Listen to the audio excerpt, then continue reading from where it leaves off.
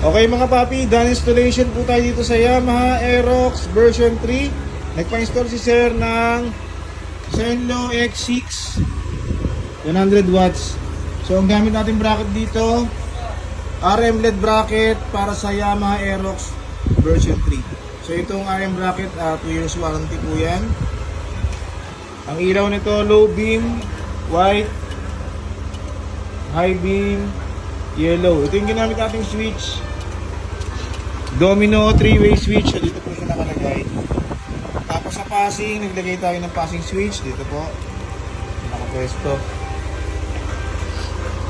Passing, low beam, passing, high beam, passing. Okay mga paps, so kung gusto nyo mag-avail ng ganito mga installations, mag-message lang po sa page, pumunta dito sa Scooteristas online shop. Maraming salamat po.